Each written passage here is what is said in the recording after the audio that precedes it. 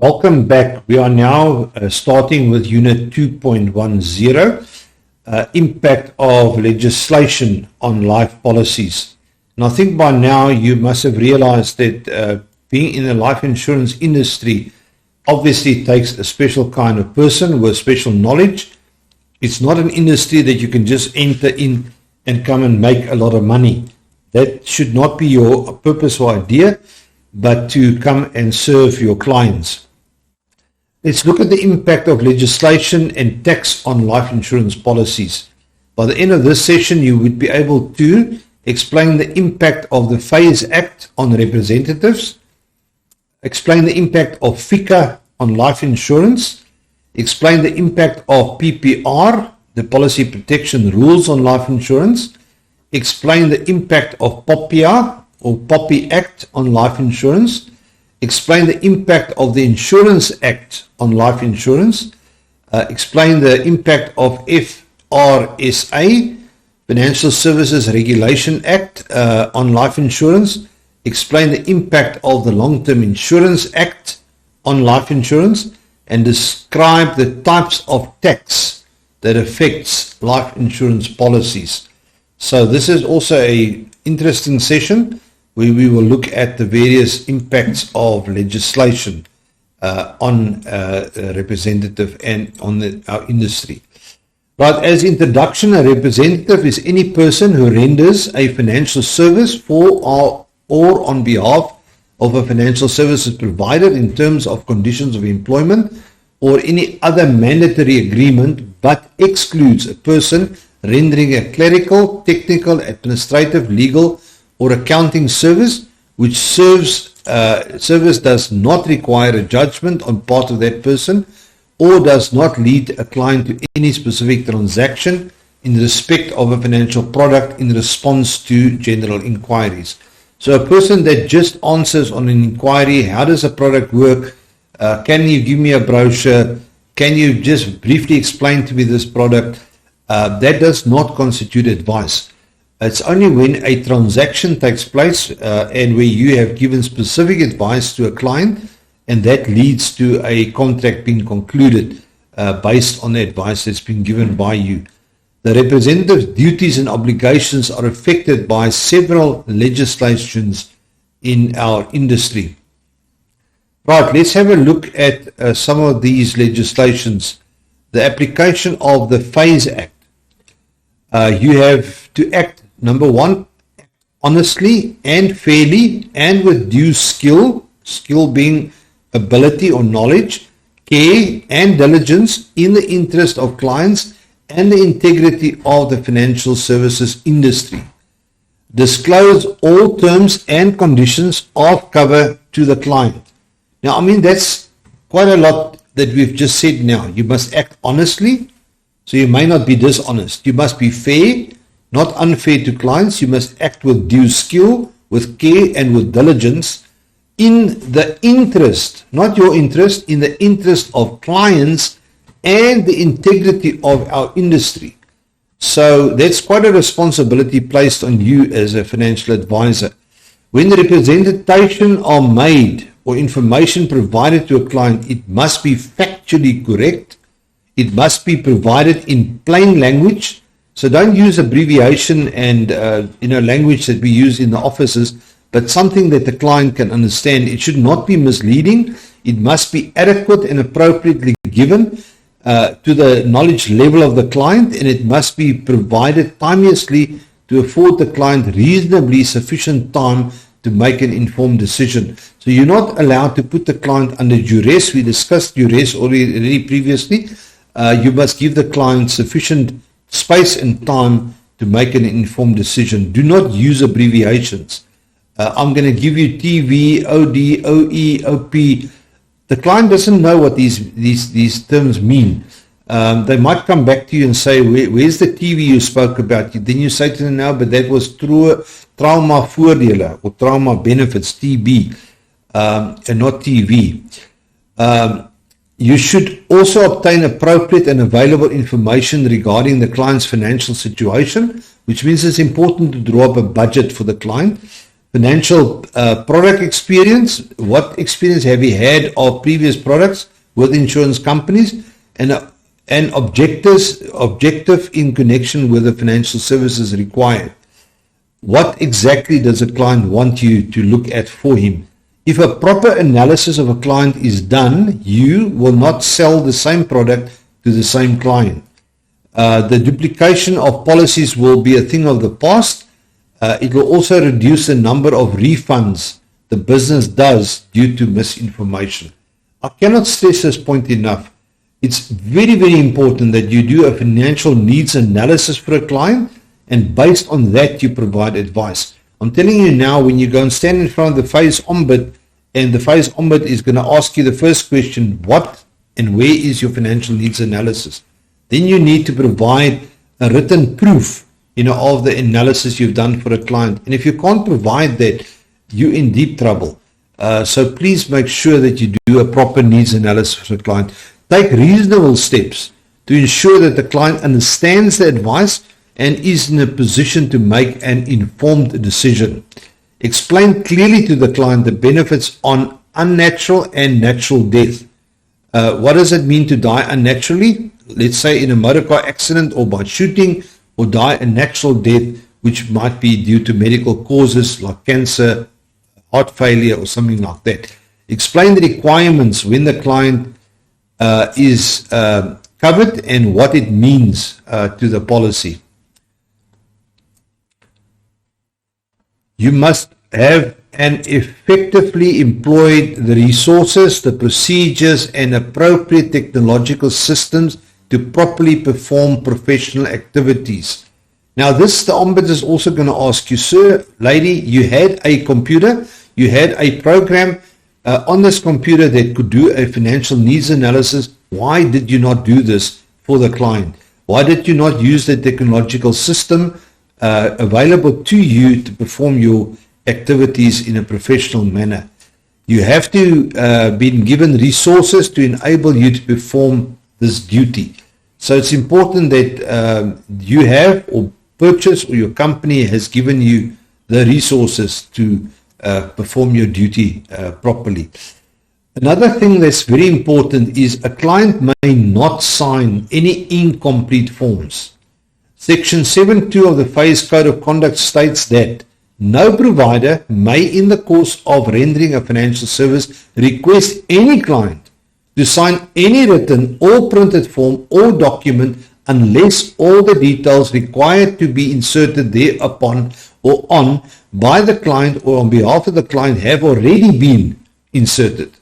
So you need to complete that application form in full before you expect the client to put his signature to it. It implies that you may not request the client to sign a blank application form just for in case you're going to make a mistake. You need to complete that form there at the client and not on behalf of the client at the later stage.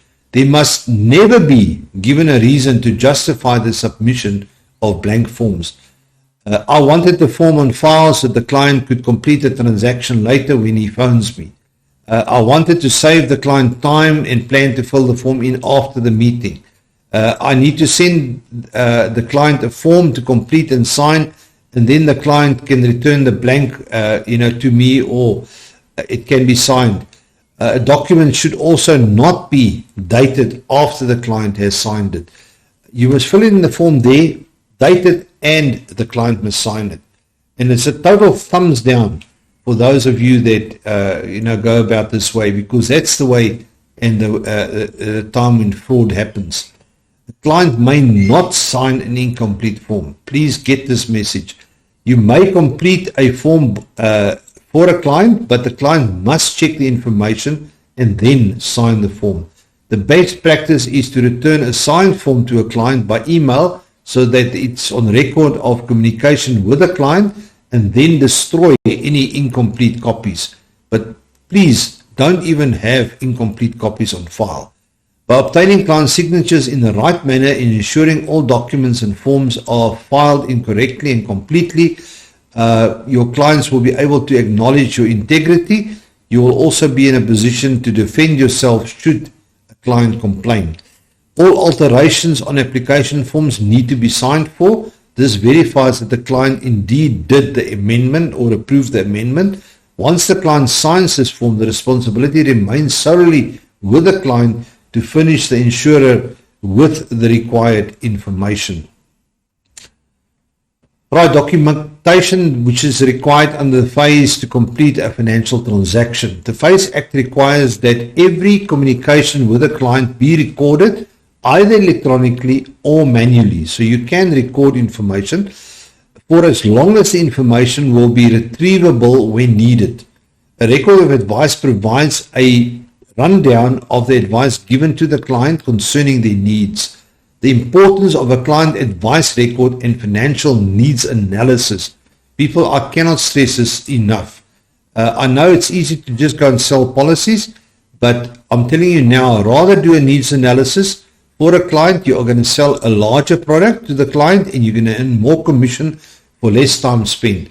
A document which record of advice and a financial needs analysis is therefore not only important for clients but of great significance for financial advisors who have been accused of non-compliance and is now required to prove that the advice rendered was adequate and appropriate for clients' risks and profiles in financial needs and circumstances. When you land in front of the Ombud and you cannot prove this, we discussed earlier, 100,000 fine. I don't think you want that, or a 1-year imprisonment. The client must then present it with a policy schedule for the contract of insurance, showing that the agreement for cover has been reached, as well as a policy wording detailed in terms of conditions of cover. The schedule of the policy wording must be sent to the client within 31 days to allow the client to make up their mind on whether they want to continue with the sale or not without incurring any charges. This is also called the cooling off period that they give a client. Right, non-compliance penalties. The penalties for non-compliance with the Phase Act are steep. Offenders face fines of up to 10 million and or imprisonment of up to 10 years, as well as the withdrawal of the FSP license or debarment of a representative. All staff in an FSP must therefore be aware of the seriousness and possible implications if a client signs a blank or incomplete forms and fulfill their duties to comply with this provision.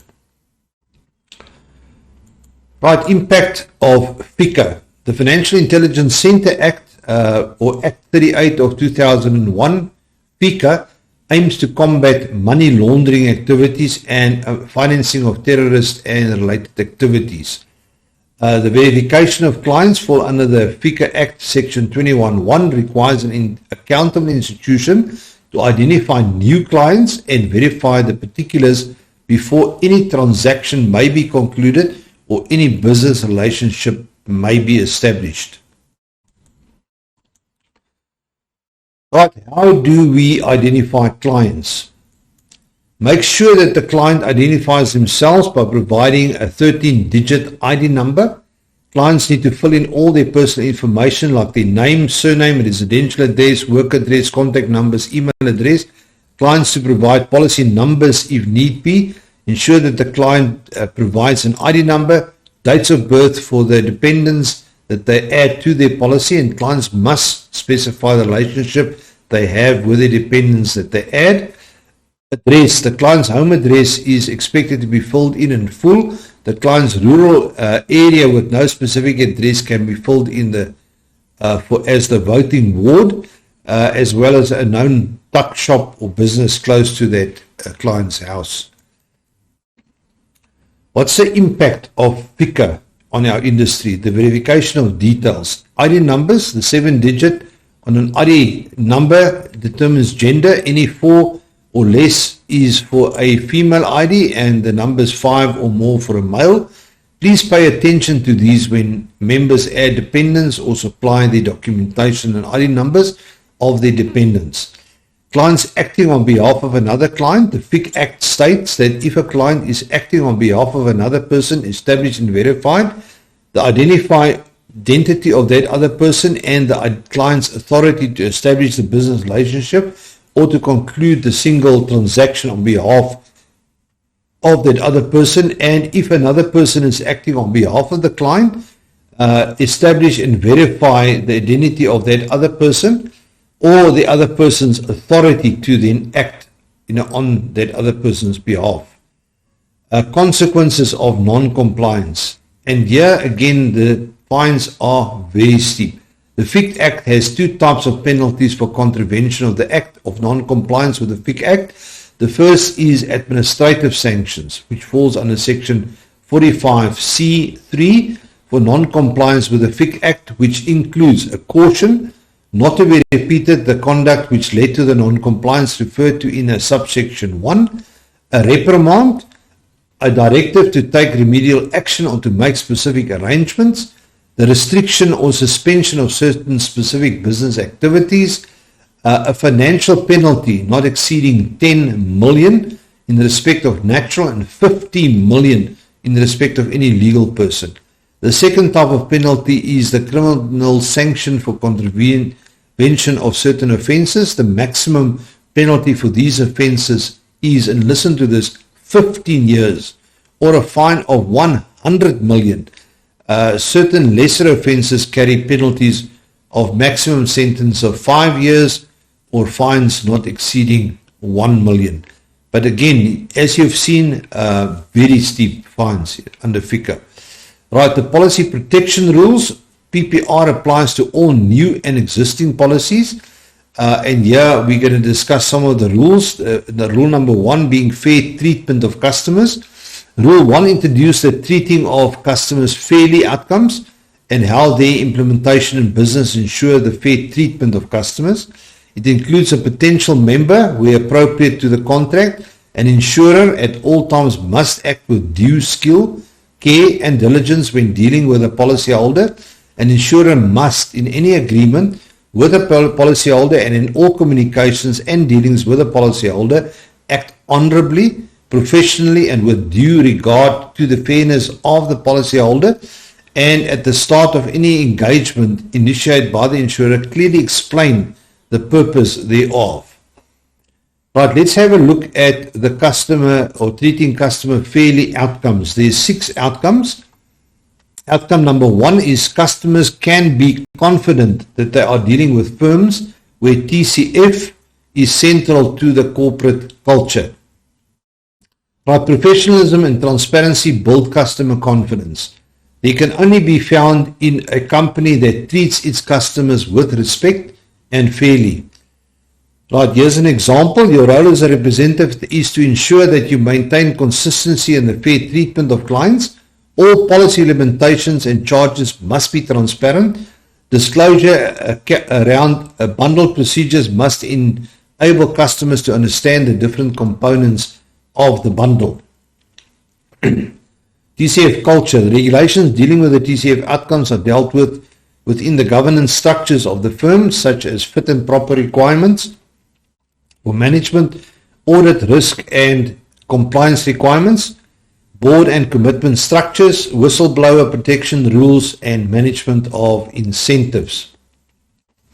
If we look at outcome 2,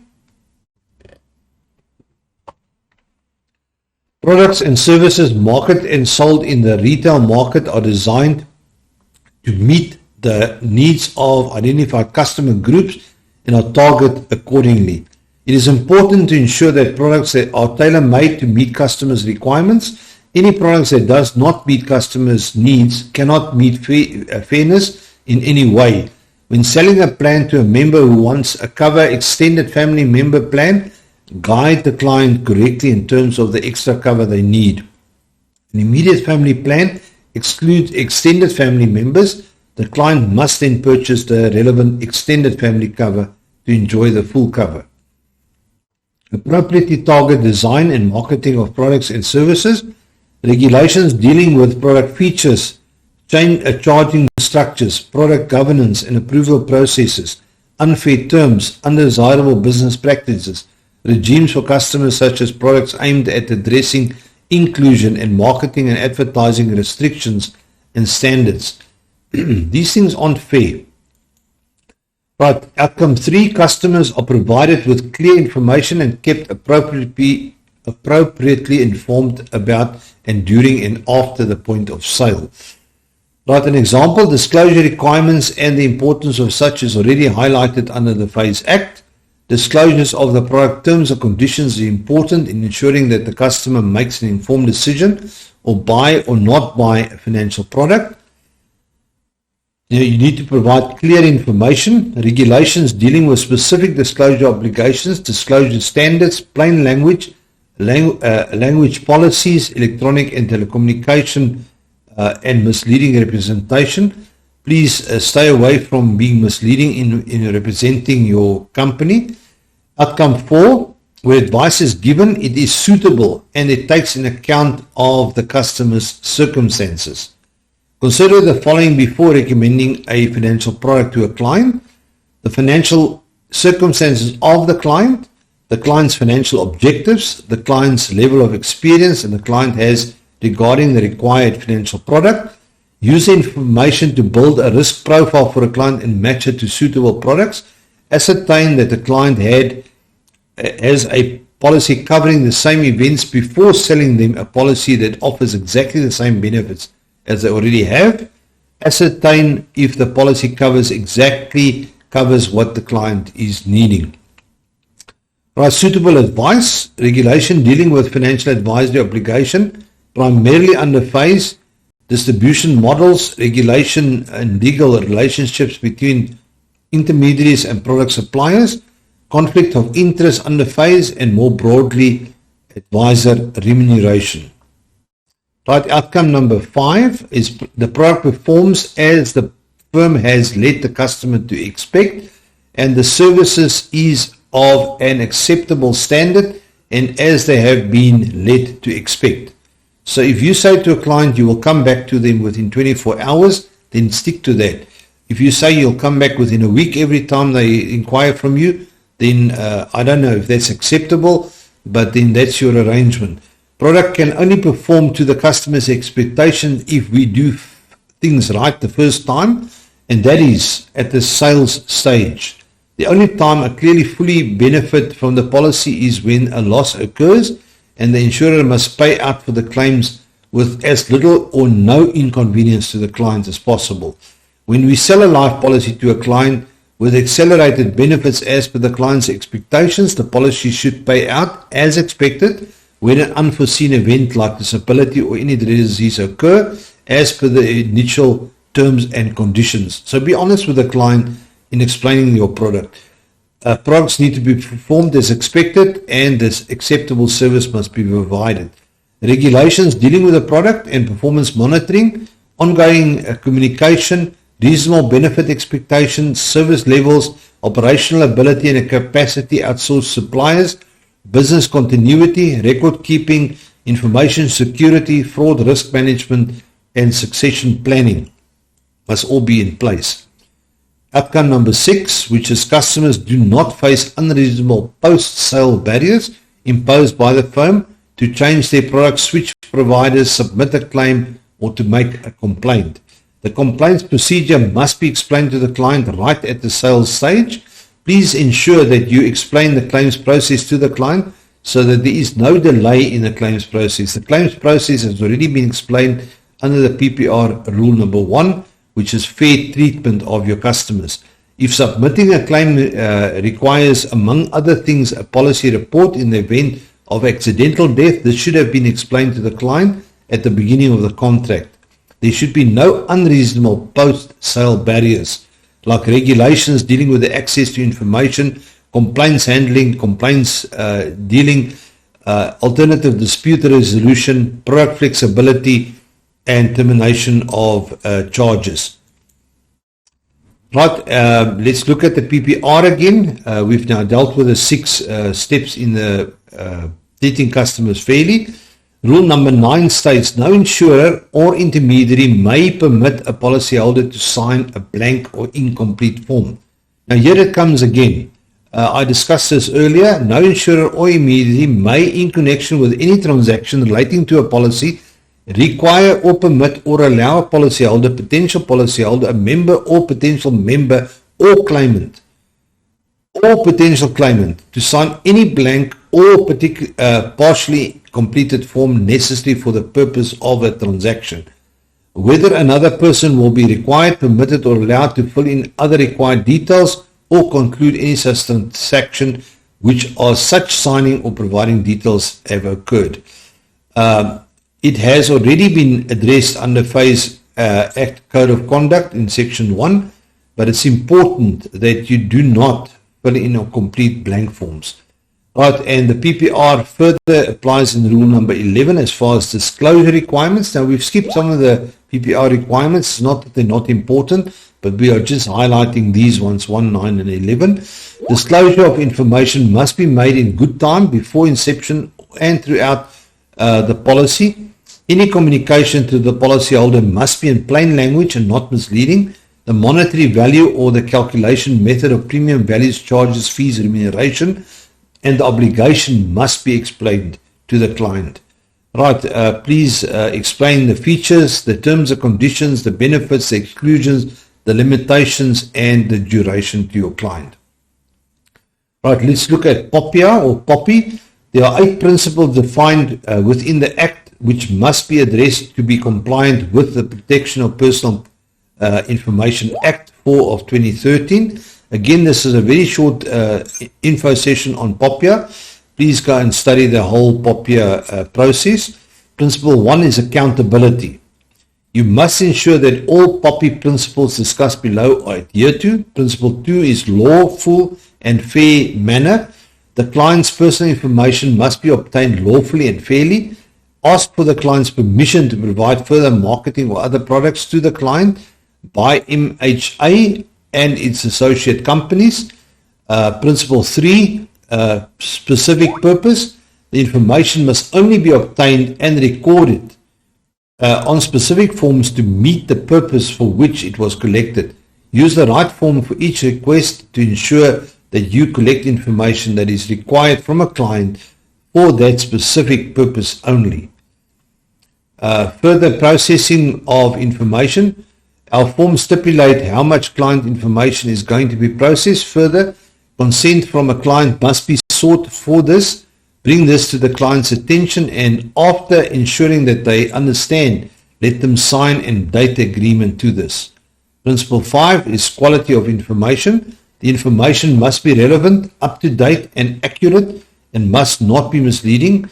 See the picture below for ASAPOL regarding non-compliance of information on forms and how it will the compliance process be handled in future.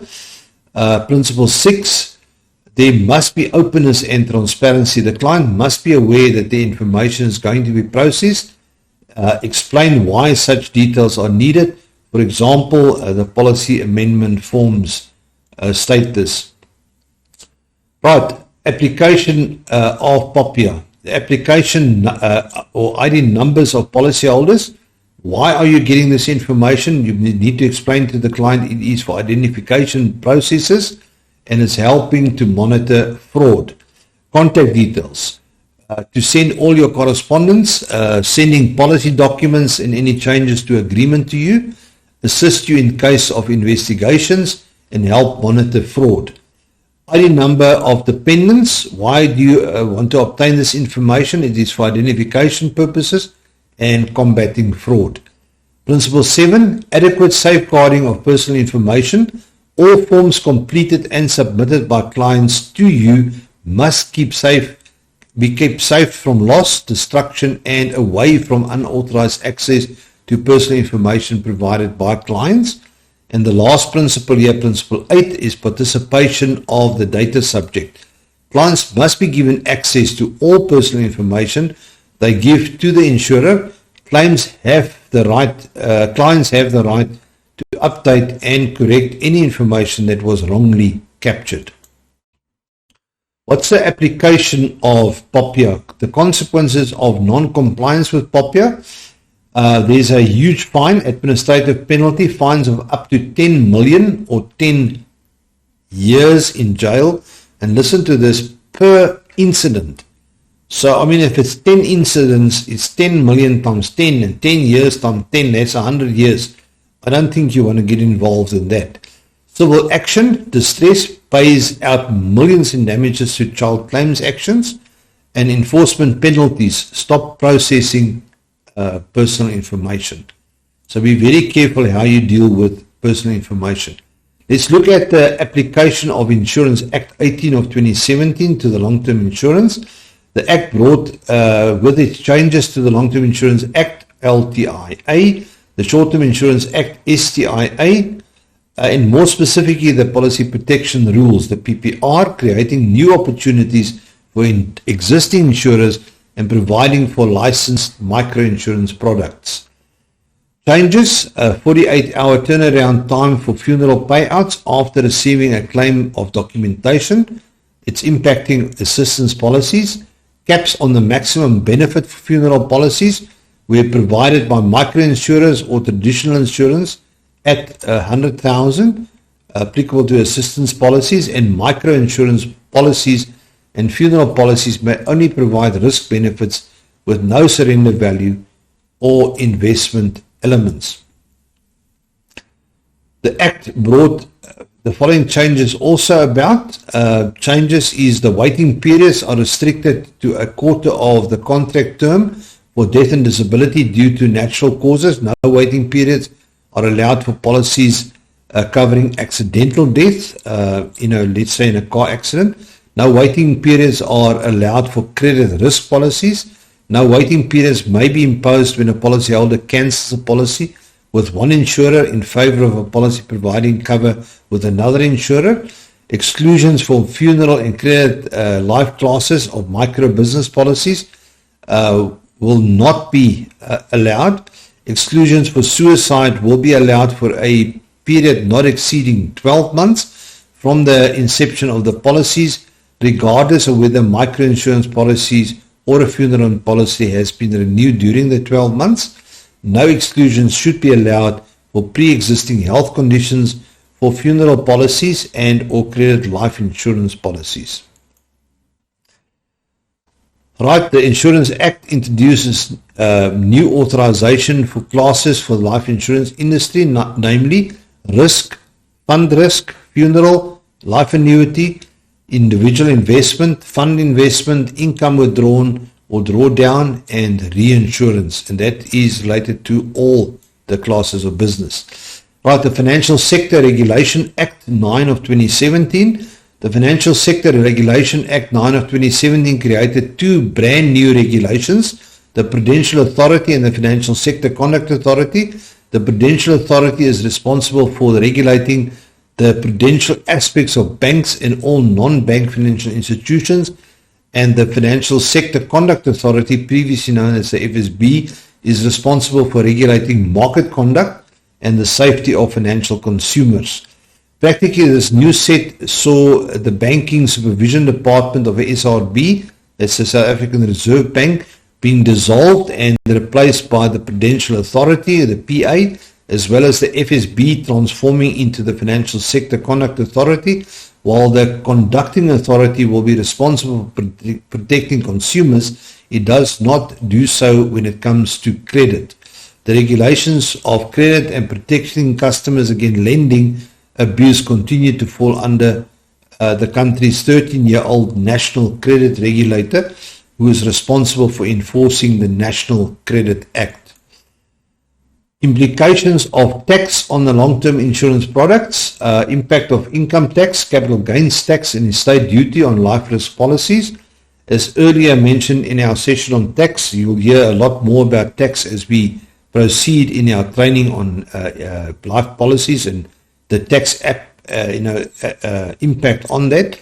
Life risk policies that pay out a predetermined sum of money to beneficiaries or policyholders in the event of loss are subject to tax.